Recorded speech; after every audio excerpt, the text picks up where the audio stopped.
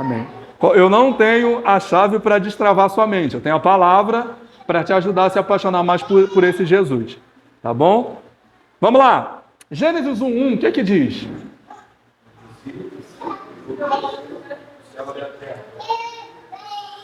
Agora eu vou apertar vocês. E João 1, 2 e 3? Ela ficou feliz. Esse é o 1, perguntei o 2 e o 3. Viu? Só olha que eu ia pegar vocês.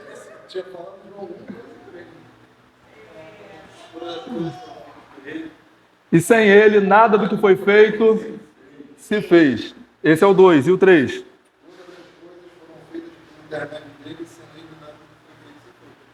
Então fala o 2, por favor. Fala o 3. Ele estava no princípio com Deus. Beleza. Então, por que eu pedi para vocês lerem esses dois textos? Porque a gente está falando de criação.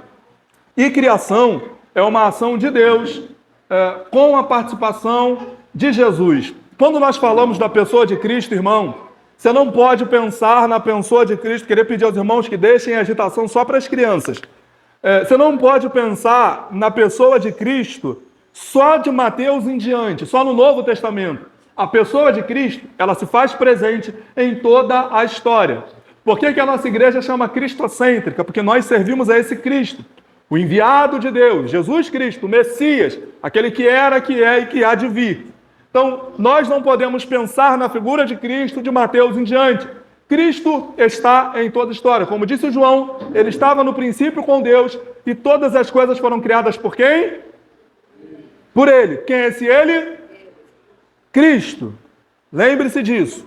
Cristo, por meio de Cristo, todas as coisas foram criadas. Eu quero que vocês lembrem disso. Você precisa lembrar dessa frase. Por meio de Cristo, todas as coisas foram criadas. Todas as coisas foram criadas por meio de quem? Porque as pessoas tendem a pensar na figura de Cristo a partir do Novo Testamento. Só que Cristo esteve presente em toda a história. Amém? Então, que bom que você lembrou isso. E aí, quando a gente fala de criação, a gente esbarra num grande problema. Por quê? Há pessoas no nosso meio, no seio evangélico, que acreditam na evolução, que são os cristãos darwinistas. Vocês sabem quem foi Darwin? Darwin é o pai da teoria da evolução. E olha que armadilha satânica contra as nossas vidas.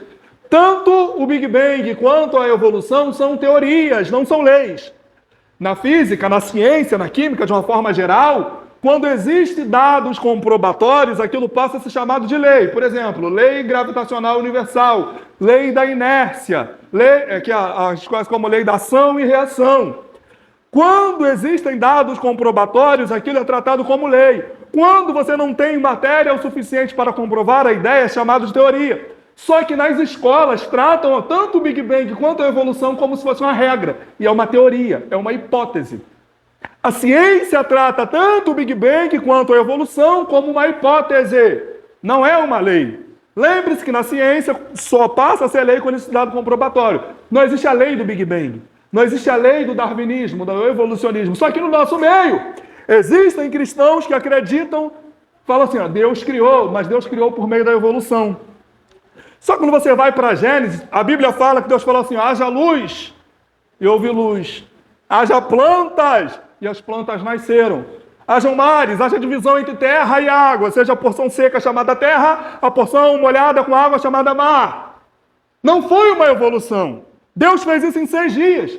Porque quando eu falo que Deus criou por meio da evolução, eu considero Gênesis uma alegoria. Eu tiro a literalidade de Gênesis e trato como um texto figurado. E se eu trato como um texto figurado, Adão e Eva não existiram. E se Adão e Eva não existiram, não existiu a queda. Então, quando as pessoas falam que Deus criou por meio da evolução, eu fiz uma ponte, eu fui linkando para vocês. Mas lá no final, elas anulam a doutrina da queda. E o homem caiu. Nós caímos. Ok? A terra não é obra do acaso. A terra é obra da mão de Deus. Nós não somos obras do acaso. Você sabe qual que era a probabilidade na coabitação de seu pai e de sua mãe de você nascer? Alguém chuta aí. 1 para quanto? Ih, chutou baixo. Quantos? Baixo. 1 para 400 bilhões. 1 para 400 bilhões era a probabilidade de você nascer. Você não é obra do acaso. Você é obra da mão de Deus. Eu não sou obra do acaso, sou obra da mão de Deus. E papai e mamãe planejaram. Planejaram não, irmão. Quem planejou foi Jesus. Ele quis esse Samuel aqui, todo ruim, todo estragado, para ele consertar e trabalhar na vida dele. Foi ele que quis. Eu sou obra da mão de Deus. Davi disse no Salmo 139, verso 16, que informe, no ventre da mãe dele, o Senhor já tinha escrito todos os seus, sem que nenhum deles tivesse acontecido. Então, a terra, as coisas não são obra do acaso. Você tende a pensar, para você acreditar que não foi Deus que fez, e eu deixo como um conselho para quem quiser estudar, a professora Adalto Lourenço, Teoria do Design Inteligente, que prega a ciência pregando a necessidade de um arquiteto. Você sabia, eu não sou especialista, mas eu sou especialista em falar de assuntos que eu não sou especialista. Que se você pegar o seu DNA e desfilar, e desmembrar o seu DNA e transformá-lo numa linha no seu corpo, essa linha daria 8.000 voltas na Terra? Olha a complexidade. Vocês, não sei se vocês já viajaram, né? Mas se vocês conhecem, por ver na televisão, a cidade de Nova York, é uma das maiores metrópoles do mundo. Numa folha de uma árvore, há mais complexidade do que na cidade de Nova York. Em estruturas, em moléculas, em divisões. Isso não é obra de uma explosão. Isso não é obra do acaso.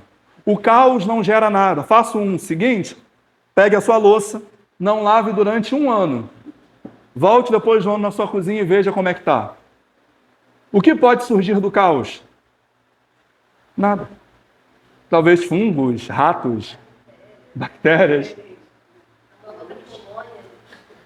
É você olhar por um pôr do sol e falar assim, Big Bang, obrigado, porque só o Big Bang para trazer um pôr do sol desse, né? É você pegar o seu filho no colo e falar assim, olha, isso aqui podia ser um primatinha.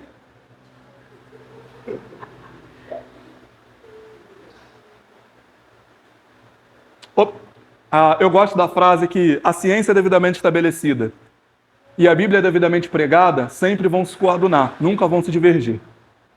Lembre-se sempre disso. Alguém abre para mim, por favor, em Isaías 45, verso 8. Outra pessoa abre em Neemias 9, 6. Outra pessoa abre em Gênesis 1, 26. Outra pessoa abre em Salmo 115, verso 16. Isaías 45. 18. Eu acho que eu que falei errado, né? 18. Neemias 9, 6. Gênesis 1, 26. Salmo 115, 16. Espera aí rapidinho. Quem está em Isaías 18? Hélio? Neemias 9? Paloma? Gênesis 1, Valdir? Salmo 115? Theo? Beleza. Então, os irmãos que não abriram, por favor, acompanhem a leitura. Vamos lá, Hélio. Ai da terra, onde é o roçar de muitas asas de insetos, que está a meio dos dias da região. Isaías 45, 18?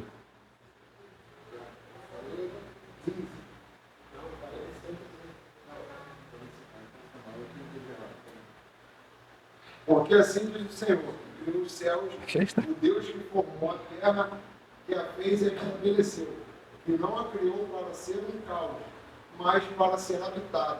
Eu sou o Senhor e não a outra. Quem criou a terra? Criou para ser o quê? Então, lembra disso. Preste atenção nisso, irmão. Preciso que você me empreste o máximo da sua atenção para você entender esse tema que é extremamente importante. Eu acho que eu nunca me aprofundei dele aqui. Então, Deus, quando Ele criou a terra para ser... Perfeito. Próximo. 9:6. Só tu és o Senhor. Fizeste os céus e os mais altos céus, e tudo que neles há, a terra e tudo que nela existe, os mares e tudo o que neles existe. Tu deste vida a todos os seres, e os exércitos dos céus te adoram. Perfeito. Então, Deus fez todas as coisas, Deus deu vida para todas as coisas, e se em algum momento uma pessoa que se diz crente nega essas coisas, ela está discordando de Neemias, ela está discordando de Isaías, ela está discordando de uma estrutura bíblica, de uma ideia apresentada por toda a Bíblia. A ideia da criação não é defendida só em Gênesis 1. A ideia da criação, ela está espalhada por toda a Escritura Sagrada. Ok? E aí, em Gênesis 1, 26, o que Deus faz? façamos o homem conforme a nossa imagem e semelhança. Então, produzimos uma verdade do céu, sobre toda a terra, sobre toda a vida rastejante que haja trilha sobre a terra. Então, façamos o homem conforme a nossa, segundo a nossa, grave isso, tá bom? Irmão, tu olha para esse texto, aí tu pensa assim, poxa, Deus pegou o narizinho de Deus e botou em Adão. Não é isso que o texto está falando. Ah, o Adão tem a orelhinha de Deus. Não é isso. Hoje eu fui almoçar com a tia da Paloma, aniversário da tia da Paloma, tive um rapaz que tinha um nariz, irmão, que era um palmo. E o meu nariz não é igual ao dele. Não era um rapaz, era um senhor já bem velhinho. Então, a gente procura atributos físicos, não é disso que a Bíblia está falando. A Bíblia está falando de atributos que Deus compartilhou conosco como a capacidade de criar, a capacidade de raciocinar, que eu particularmente penso que Ele só deu a alguns, a capacidade de gerar vida. Nós temos filhos, e os filhos têm filhos, e assim sucessivamente. E Salmos 115, verso 16.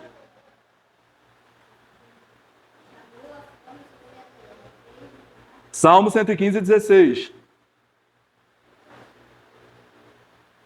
Estava no 15, Varão? Estava no 5? Aí tu me aperta.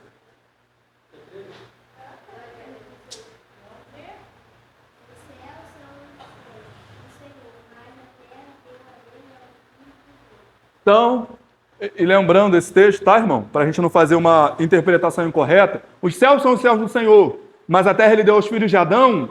Significa que, Gênesis 1, 28, Deus, quando fez o homem, colocou na terra, colocou para cuidar, para arar, para defender a terra. Deus deu a terra para a gente cuidar dela. Por que a gente não joga lixo na rua? Porque a gente tem responsabilidade bíblica de cuidar da terra. Por que a gente não sai por aí derrubando árvore, matando animal? Porque a gente tem responsabilidade bíblica de cuidar das coisas, tá bom? Mas, querido e querida, a criação não é a primeira etapa da história. Grave isso. A criação não é a primeira etapa da história. Mas vamos falar da queda, esse assunto que eu particularmente sou especialista, por prática. Gênesis 2, verso 16 e verso 17, por favor. Até aqui está todo mundo comigo? Tá fraco. Até aqui está todo mundo comigo? Não? O que é que houve?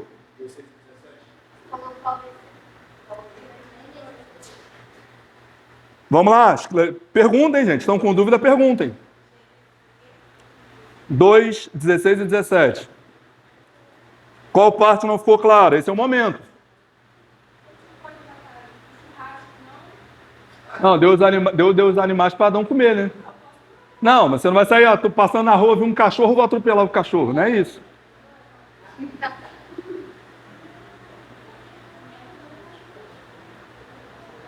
Vamos lá? Amém? Ninguém fez pergunta, eu vou continuar.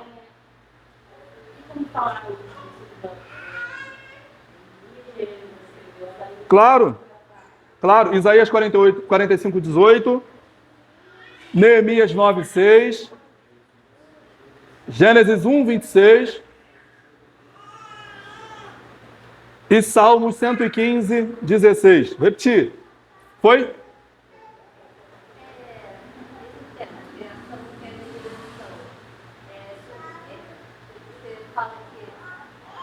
Os pilares da história. 3 dos 4 pilares da história. Isso. Amém? Quer que eu repita? Eu repito. Minha preocupação é que vocês entendam. Então, vamos lá. Gênesis 2, verso 16 e 17. Quem achou pode ler, por favor.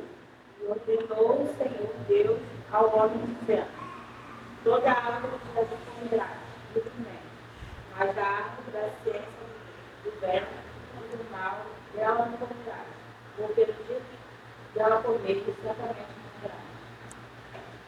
morrerás. Enzo, você que é o cara, eu tenho certeza que você sabe disso. Qual é a única forma do homem não transgredir a lei? Paulo disse isso em Romanos 5. Eu tenho que vigiar muito, Jesus. Gente, eu conheço o livro de Romanos, eu leio o livro de Romanos. Estávamos, Valdir e eu, na vigília. Eu gosto do livro de Romanos. estávamos no dia ou numa vigília, aí o rapaz falou, porque como está escrito em Romanos 17, foi automático, irmão. Um olhou para a cara do outro, Romanos só vai até 16. E a gente caiu na gargalhada. E aí eu ouvi esses dias um pregador falando que, como a Bíblia diz lá no livro de Romanos, que o Paulo ficou 12 anos no Monte Sinai. Pô, eu conheço o livro de Romanos. Está escrito isso. Mas em Romanos 5, Paulo fala para a gente que a única forma do homem não transgredir a lei é se não tivesse lei. Prova disso está aqui diante dos nossos olhos. Quantas leis tinham no Éden? E aí, esse mesmo pregador falou que a serpente não falou nada de mal para Eva. Eu discordo, falou, porque ela falou que Deus mentiu. A serpente vira para Eva e fala assim, ó, Deus é mentiroso. Deus mentiu. Porque Deus falou que vocês iam comer e morrer, mas vocês não vão morrer. Então, ou a serpente está falando a verdade, ou Deus está falando a verdade.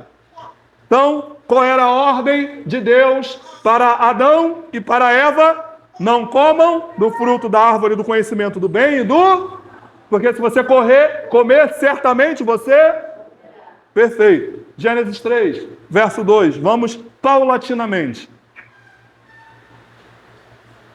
E disse a mulher a serpente, das árvores do jardim, comeremos. Perfeito. Então, Eva tinha ciência daquilo que ela podia fazer. 3. Mas o fruto da árvore está no meio do jardim, disse Deus. Não comereis dele, nem dele tocareis para que não morrais. 4. Então a serpente disse à mulher, certamente não morrereis. Então vamos lá. Olha o que está acontecendo. Deus deu todo um jardim. Deus colocou a árvore da vida e colocou a árvore do conhecimento do bem e do mal. Falou para Adão e para Eva, não comam da árvore do conhecimento do bem e do mal, porque se vocês comerem, vocês vão morrer. Aí a serpente aparece na história e fala assim, não, vocês não vão morrer, não. Se ela nega a palavra de Deus, o que ela está fazendo? Mentindo. Aí a gente olha para essa história e fala, cara, que bobo. Que bobo. Adão e Eva preferiram ouvir a palavra da serpente, colocaram em descrédito a palavra de Deus. Que coisa boba. Aí você fala, poxa, a queda foi isso? Quando o homem coloca em descrédito a palavra de Deus e prefere ficar com qualquer outra coisa que não seja a palavra de Deus. Do 4 ao 6, para a gente ganhar tempo. 5 e 6, desculpa. Deus sabe que o dia que eles se abrirão no vosso olhos, sereis como Deus, sabendo o bem e o mal. Porque a mulher que aquela árvore era boa para se comer e agradável aos olhos, e a árvore determinada para o conhecimento. Tomou o seu fruto e comeu, e deu também a seu marido, e ele comeu com ela. O que é a queda, irmão? É dar ouvido a qualquer outra coisa mais do que a palavra de Deus. A nossa pergunta, mediante a tudo, em todos os dias, em todos os momentos, nós estamos diante de bifurcação. Quem dirige sabe o que é bifurcação, né? Você está parado numa rua e agora você tem 2 caminhos a seguir. Todos os dias, em todos os momentos, nós estamos diante desse cenário. Um dos caminhos é a palavra de Deus. O outro é qualquer outro, que não interessa. Quando eu escolho tomar o caminho que não seja o da palavra de Deus, queda.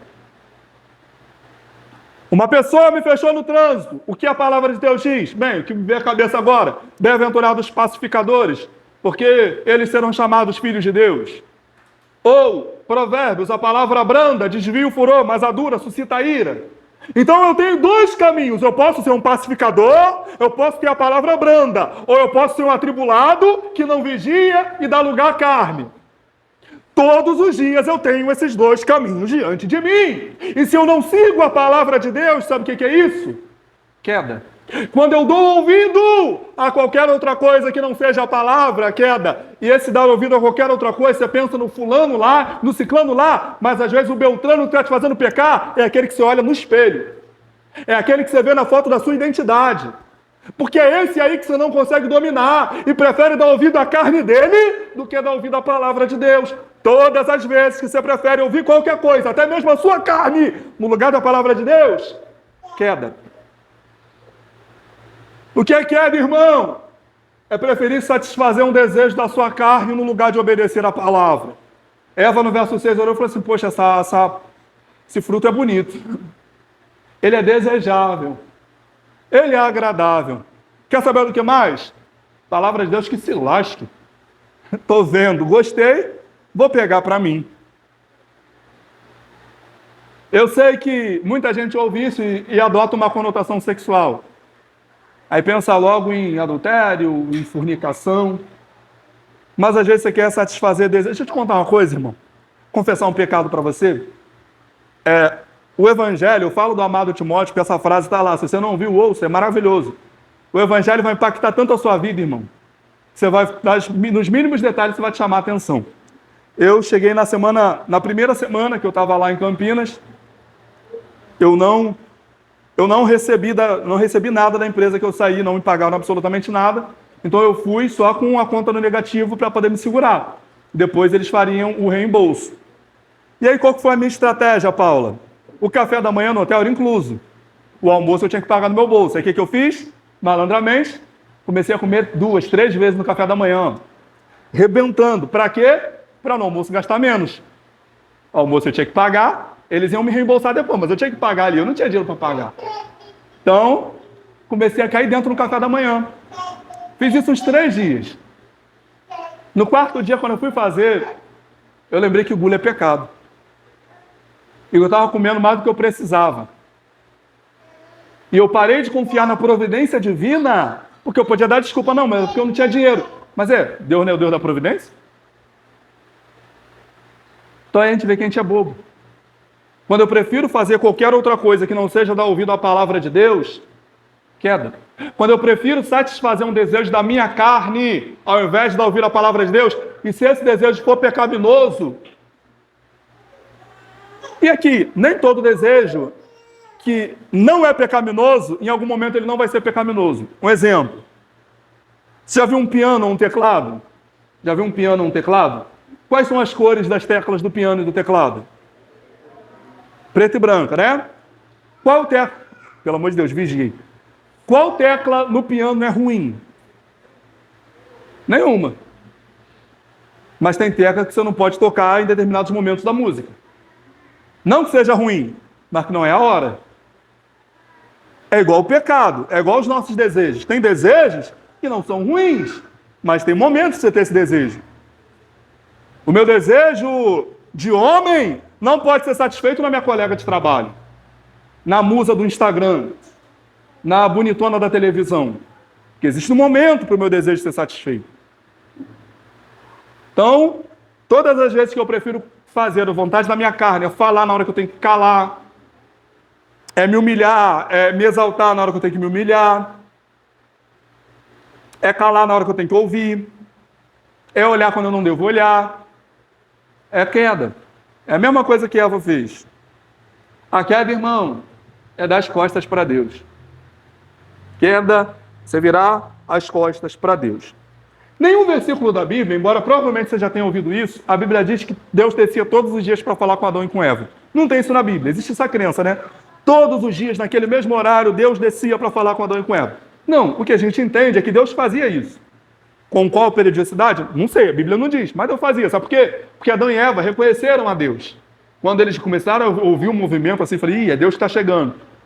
Saíram correndo para se esconder. Aí Deus fala, Adão, cadê você? Ele fala, eu vi que o senhor estava chegando, eu me escondi porque eu estava nu. Aí Deus perguntou para Adão assim, quem te disse que tu está nu?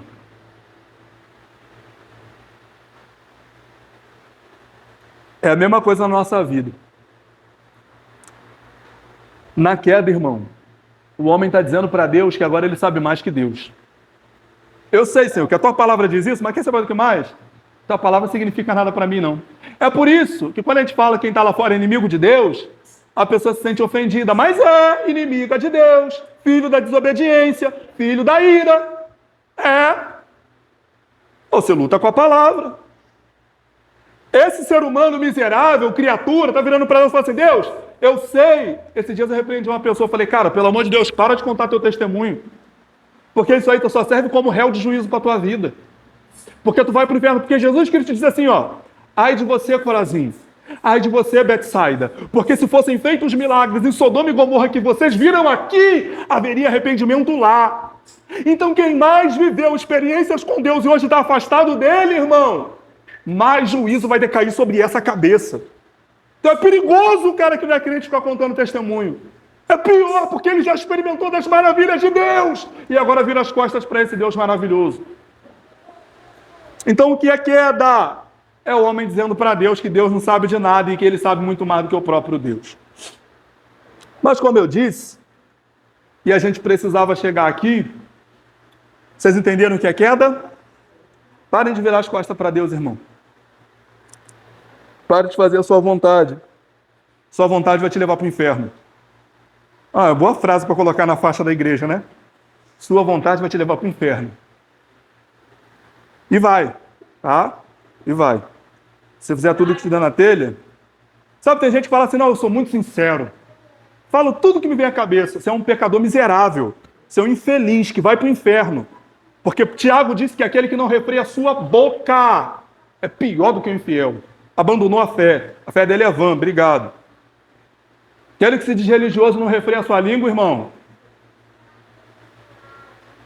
Eu sei que tem gente que se orgulha de sua natureza pecaminosa.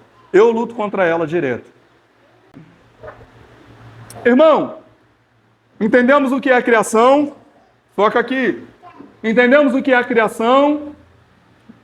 Entendemos o que é queda?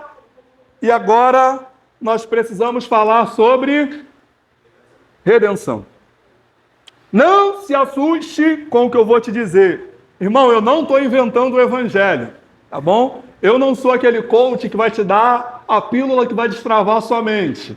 Eu estou trazendo a Bíblia para a nossa análise comum. A redenção é o primeiro ponto da história. Não é a criação, não é a queda. Antes da criação e antes da queda, existe a redenção. Não sei se você já leu o Salmo 139. No Salmo 139, Davi exalta tanto a onisciência de Deus quanto sua onipresença. Davi fala, olha, antes que a palavra saia da minha boca, e a Eline Barros tem uma música muito boa, né? Ainda que a palavra não me chegou à boca, mas tu já conhece, Deus já sabe. Deus já conhece o nosso dia de amanhã. C.S. Lewis tem uma frase que eu gosto muito, que é reverberada por Hernandes Dias Lopes, que é Deus vê tudo no seu eterno agora. Davi diz que se ele subisse ao céu, se ele descesse ao Sheol, ali estaria a presença de Deus. Deus sabe de todas as coisas, sim ou não? Então grave essa frase, pelo amor de Jesus Cristo. Antes do haja luz, existiu o haja cruz. Antes que o Senhor houvesse criado os céus e a terra, o plano da redenção estava todo pronto, todo pensado, todo traçado. O plano da redenção existe antes da criação, o plano da redenção existe antes da queda. Em amor desde os tempos eternos, Deus, o Pai, resolveu salvar a humanidade, os pecadores como nós, por meio de seu Filho Jesus Cristo, esmagando na cruz do Calvário pelo meu e pelo teu pecado, para nos fazer assentar em lugares que jamais nós chegaríamos. Esse é o plano eterno de Deus e a Bíblia vai nos revelar o porquê. Vamos lá. Em Gênesis 3... quando a gente chega no verso 14, lê lá o que está escrito, por favor. Lê o 15 também, por favor. Quando fizeste isso, maldito serás mais que toda a terra, mais que todos os animais do campo. Sobre teu ventre andarás, e pó comerás todos os dias da tua vida. Porém, inimizade entre ti e a mulher, e entre a tua semente e a sua semente. Esta te ferirá a cabeça, e ferirás a cabeça. Aficionados por Bíblia e teologia. Vocês já ouviram o termo que a Bíblia é uma revelação progressiva? Já ouviram esse termo? A Bíblia é uma revelação progressiva e o ápice dela é em Cristo Jesus? Eu acho que eu já cheguei a falar isso aqui com vocês em algum momento. Deus ele vem revelando o seu plano de salvar a humanidade passo a passo. E aqui, nesses dois versículos, nós vemos a primeira revelação de Deus sobre o seu plano para salvar a humanidade. Deus não deu spoiler muito grande aqui. Comparado a Isaías 53, por exemplo, quem deu crédito à nossa pregação e a quem se manifestou o braço do Senhor, porque foi subindo como raiz de uma terra seca, não tinha beleza nem formosura, e pá, você conhece esse texto, vai chegar lá no verso 4 e vai falar que verdadeiramente ele levou sobre si as nossas enfermidades, as nossas dores levou sobre si. Esse servo sofredor de Isaías 53, ele só vai aparecer, sabe onde? Lá em Mateus. É o Jesus Cristo. A Bíblia vem progressivamente nos mostrando o plano de Deus, que começa nesses 2 versículos que nós acabamos de ler. Deus, quando vai sentenciar a serpente, ele falou: você vai se rastejar, você vai andar sobre o seu ventre. Eu vou criar inimizade entre você e a mulher, entre a tua descendente e o descendente dela. No original, está de forma bem clara no singular, porque está entre a sua descendência e a tua descendência. Só que não é descendência no plural, é o descendente. E esse o descendente da mulher. E aí tem uma garotada que fala, né? Esse pessoal meio mimimi. Ah, a Bíblia é um livro machista. Irmão, Deus tira Adão do jogo e fala sobre a descendência ou o descendente da mulher. Você vai ferir seu calcanhar, mas eu vou esmagar a tua cabeça. Essa foi a promessa de Deus lá em Gênesis 3, verso 14, verso 15. Vá para Lucas 1, por favor. Lucas 1, vamos fazer a leitura um pouco mais extensa. Do 26 ao 35. Dá tempo, a gente vai terminar. Do 26 ao 35. Então, no sexto mês, Deus enviou o anjo Gabriel, para Nazaré, cidade da Galileia, a uma virgem prometida em casamento, a certo homem chamado José, descendente de Davi. O nome da virgem era Maria. O anjo chegou ao lugar onde ela estava, e ao se aproximar, declarou: alegra-te, muito agraciada, tu és. O Senhor está contigo. Diante de tais palavras, Maria ficou muito intrigada, imaginando qual poderia ser o motivo daquele tipo de salvação. Mas o anjo lhe revelou: Maria, não temas, pois recebeste grande graça da parte de Deus. Eis que engravidarás e darás à luz um menino, a quem chamarás o nome de Jesus. E ele será grande, será chamado Filho do Altíssimo. O Senhor Deus lhe dará o trono de seu pai Davi, e ele reinará para sempre sobre o povo de Jacó. E seu reino nunca terá fim. Perfeito. Você, meu querido irmão, é composto de 23 cromossomos de seu pai, mais 23 cromossomos de sua mãe. No ato da coabitação, eles se unem e você passa a ter 23 pares cromossômicos formando isso que agora é você. No caso de Jesus, não. No caso de Jesus, não. Qual foi a promessa em Gênesis 3, verso 14, verso 15? Gente, a gente acabou de ler. Qual foi a promessa em Gênesis 3, 14 e 15? Da semente da... Agora, quando a gente chega em Lucas 1, e Lucas é bom porque Lucas é médico, então ele vai falar disso aqui com mais detalhes, com mais precisão. Da semente da mulher. Maria pergunta: como é que eu vou ter filho se eu sou virgem? Aí Deus, o anjo fala para ela: não, deixa isso aí que isso é um trabalho do Espírito Santo. Não é um trabalho teu, é um trabalho do Espírito Santo. Houve participação de José? Não. Houve participação de homem? Não. Foi da semente e do Espírito Santo. Assim Cristo veio ao mundo. Ok? Ok? Quer saber se vocês estão me acompanhando. Então, o ápice da revelação bíblica é isso aqui. É Cristo se manifestando. Uma vez eu vi um exemplo que é maravilhoso. Vocês conhecem a historinha em quadrinho, a Turma da Mônica? Turma da Mônica? Vocês sabem quem escreveu a Turma da Mônica? Maurício de Souza. Vocês são cultos, hein? Parabéns. Maurício de Souza. Eu pergunto: a Mônica, o Cebolinha e o Cascão conhecem o Maurício de Souza? Não. São personagens. Eles não conhecem o seu criador. Qual é a única forma da Mônica, Cebolinha e o Cascão conhecerem o Maurício de Souza? Se ele se introduzir na história.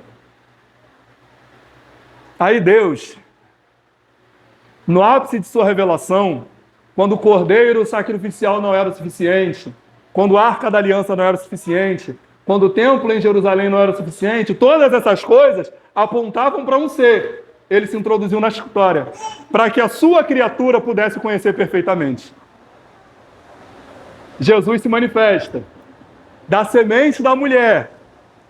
O ápice da revelação de Deus manifesta em uma pessoa. Só que esse plano não foi decorrente da queda. Não foi decorrente da queda. Esse plano existe antes da queda. Ali, Deus revelou. Ele não criou. Existe um livro que é muito ruim, eu sempre falo mal dele, vou continuar falando enquanto eu viver, que chama O Plano de Deus através dos séculos. Que é um Deus bobo que vai mudando de plano em decorrência do que acontece na humanidade. Ah, o Putin tacou bomba na Ucrânia. Aí Deus pensa, puxa, já sei o que vou fazer agora. Não, o Putin é o Putin de Deus. E se ele não se converter, ele vai se ver com Cristo. E aí, querido, o Cristo que agora é revelado em carne e osso. E eu pedi para vocês lembrarem que quando Deus, o Pai, o Filho e o Espírito Santo criam um homem, e aí na língua portuguesa fica maravilhoso esse texto, porque ele está colocado no plural, Gênesis 1:26, façamos, é a primeira pessoa do plural, no presente do indicativo, façamos, na verdade presente subjuntivo, façamos o homem a nossa imagem e nossa semelhança. Qual é o homem que aparece? Adão. Lá em Lucas 1, qual é o homem que aparece? Cristo. Mas lembra o que o texto diz. Cristo não é imagem e semelhança de Adão. Adão que é imagem e semelhança de Cristo. Lembre-se disso. Vamos para 1 Pedro 1, do verso 18 ao verso 20, por favor, para a gente caminhar para o final e compilar tudo isso que foi dito até agora.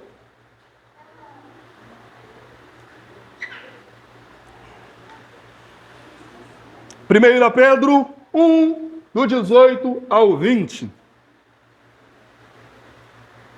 Vocês sabem que o legado para salvar os destinos de vida vazia e herdado do passado não foi para o simples ouro ou prata, que perde o seu valor, mas com o sangue precioso de Cristo, bandeira de Deus. Sem pecado nenhum, ele foi escolhido antes da criação do mundo, mas agora, nesses últimos tempos, foi revelado. Então vamos lá. O Cordeiro. Você se empolga? Estão reagindo à palavra. O Cordeiro foi conhecido.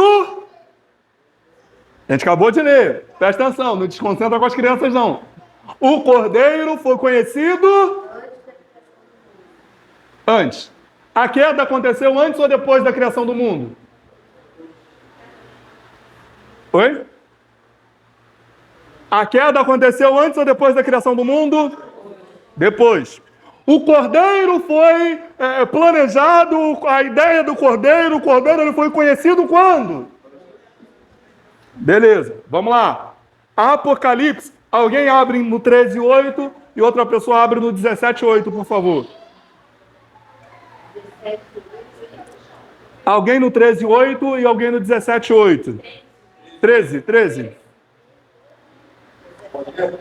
Pode ler, por favor. E adoraram a todos os que habitam sobre a terra. Esses cujos nomes não estão escritos no livro da vida, o Cordeiro que chegou desde a fundação do mundo. Só para explicar, a versão NAA é a que melhor esclarece esse texto, tá? Porque ela fala o seguinte, e deixa bem claro qual que é a ideia que João está defendendo aqui. O versículo 17 até explica, deixa isso mais claro. O Cordeiro não foi morto desde a fundação do mundo. Os nomes que estão escritos no livro desde a fundação do mundo. Tá bom? 17:8.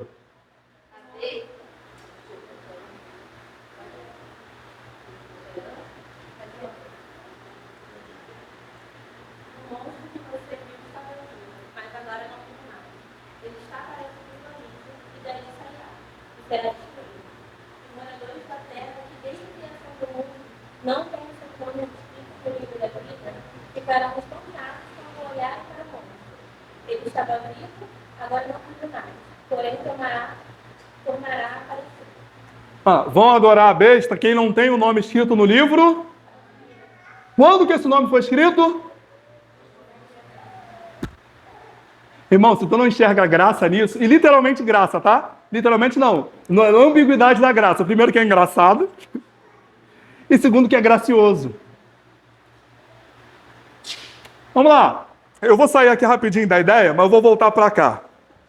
Romanos, capítulo 9, se eu não me engano, verso 11. Alguém consegue abrir aí, por favor?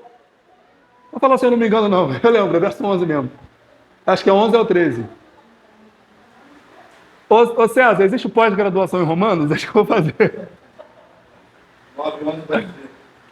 Porque não temos ainda nascido, nem temos feito bem ou mal, para que o propósito de Deus seja a eleição ficasse cumprido, não por causa das obras, mas por aquele que chama. Leu, continua. Foi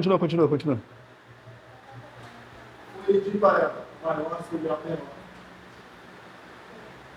Lê até o 13, por favor. Como está escrito, amei a Jacó e odiei a Esaú.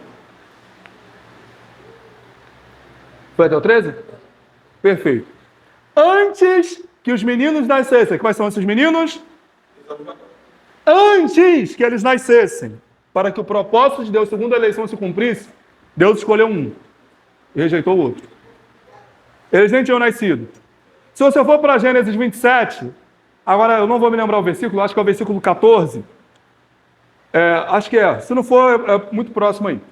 Que Jacó, ele adota a história da sua mãe e mente para seu pai. Quando Isaac vira para Jacó e fala assim, vira para o filho e fala assim, quem que é? Quem que está aí? Aí Jacó fala, Esaú que está aqui. Aí ele mente. E aí você continua o capítulo 27. Acharam aí? É o 14? Se não for, é por aí. 14, 16. É por aí. E aí, Jacó, ele mente. Quando você continua a história, Deus aparece para Jacó em sonho e fala assim, ó. Como? Não pedi para abrir, não. Eu estou só citando esse texto. É Gênesis 27. No momento em que Jacó mente para Isaac e recebe a bênção de Esaú no lugar de seu irmão mais velho. 18? Obrigado. E aí, Jacó, ele adota... E se você voltar no último versículo do 26, aí, por favor, o último versículo do 26.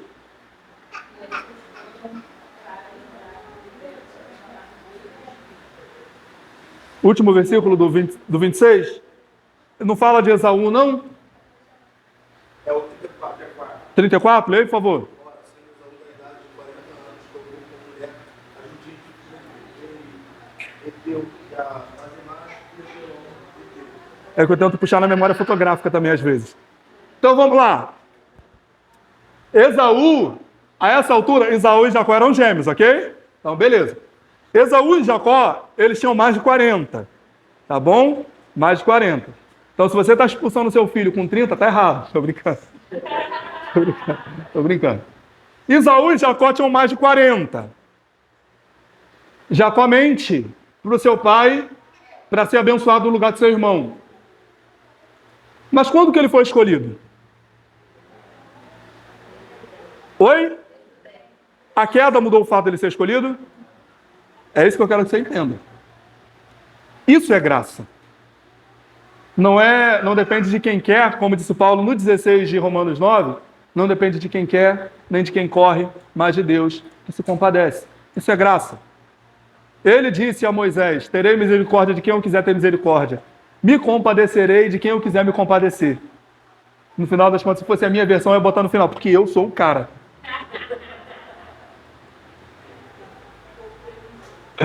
Mas não é a minha tradução. Um dia eu vou fazer uma tradução de Samuel.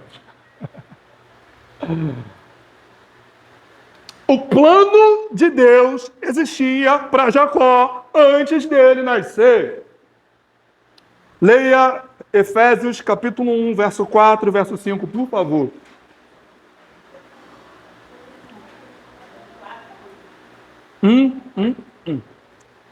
Como também os elegeu nele na organização para que a comissão e diante dele em caridade.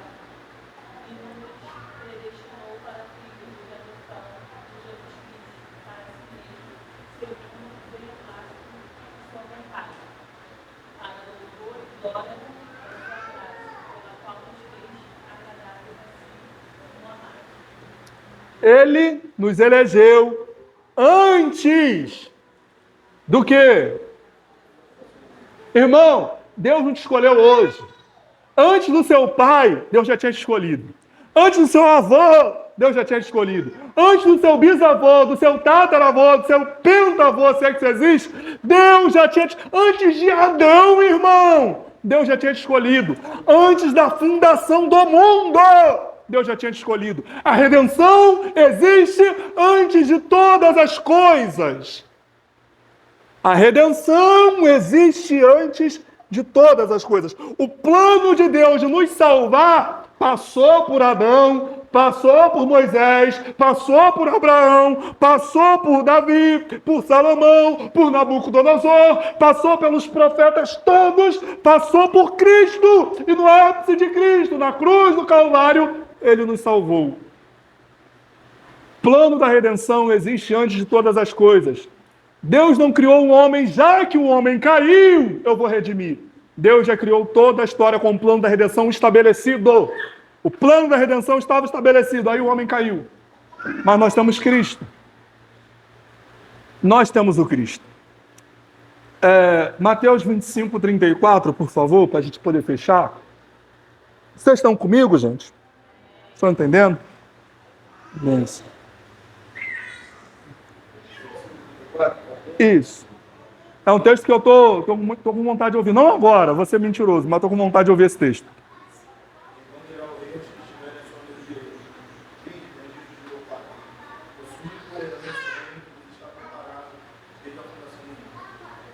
Quando que o reino foi preparado, irmão? Por isso que a gente vai entender que o texto de Gênesis 1 diz que no princípio criou Deus. O que é que ele criou primeiro? Aí Jesus fala aqui em Mateus 25. Não, isso aqui já está pronto antes do mundo. E Gênesis e Moisés fala isso. Deus criou primeiro os céus, antes do mundo.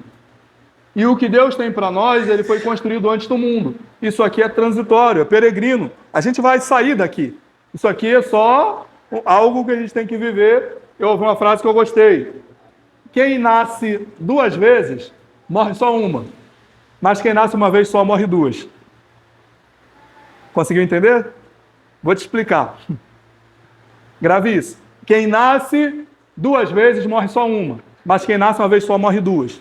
Bem, se você nasceu da sua mãe, todo mundo aqui nasceu, né? Da sua mãe. E depois você nasceu da água e do Espírito, como Jesus ensinou para Nicodemos lá em João 3, você não vai sofrer o dano da segunda morte, como nos ensina Apocalipse. Se você nasceu aí, seu físico, e se você foi regenerado como um novo homem, uma nova criatura aí em Cristo, você não vai experimentar o dano da segunda morte. Agora, se você só nasceu da sua mãe e ainda não nasceu em Cristo, você vai morrer fisicamente, depois ainda vai para a morte eterna. Então, torno a falar, agora que você já entendeu, que quem nasce duas vezes morre só uma. E a gente não precisa ter medo da primeira morte. A primeira morte é a última instância que nos leva para Deus. Agora, se você estiver inseguro sobre a segunda morte, irmão, garre em Jesus. Desesperadamente. Eu não tenho poder para te salvar, não, mas Ele tem. Deus, antes de mostrar o caminho, Ele já tinha construído a casa. O céu já estava pronto. O reino foi preparado antes da fundação do mundo. A linha de chegada, irmão, existe antes da corrida. Isso é maravilhoso. Ai, vamos terminar, gente? Não, acabaram minhas anotações. Mais nada, não. Vocês entenderam, gente? Que o plano da redenção passa por criação e por queda, mas que se conclui na consumação. Vocês entenderam isso? O plano da redenção passa por pessoas pecadoras como nós, mas que Jesus resgata e transforma. E nos faz não ter apenas os atributos de Cristo, mas como ter uma vida centrada em Cristo. E aí a gente pode dizer o que Paulo disse aos Gálatas no capítulo 2, verso 20. Já estou crucificado com Cristo. Agora, nesse exato momento aqui, queridão, não vivo mais eu, mas Cristo, e a vida que eu vivo agora, vivo-a na fé do Filho de Deus. Então, que a nossa vida seja transformada, irmão, e que a gente seja tão impactado pelo Evangelho, que a gente não aceite nada menos do que a imagem e semelhança de Cristo. Amém? Como? 2:20. Desde quando que é o plano da redenção mesmo? Desde quando que o seu nome está escrito no livro da vida? Desde quando que o Cordeiro é conhecido? Justamente, ele só foi revelado depois, mas esse plano já existe há um tempão. É que a gente não sabe, né? Que a gente não consegue entender muito bem esse conceito de eternidade. Porque se você tirar 8 anos de 10 anos, quantos anos sobram? Essa conta é fácil, irmão. 2. Mas se você tirar 1 milhão de anos da eternidade, quanto sobra? Eu falei 1 milhão, hein? Deus é eterno. Amém? A gente também vai ser. Alguém pode orar aí, por favor? Alguém tem alguma dúvida? Algo a acrescentar? Esse é o momento.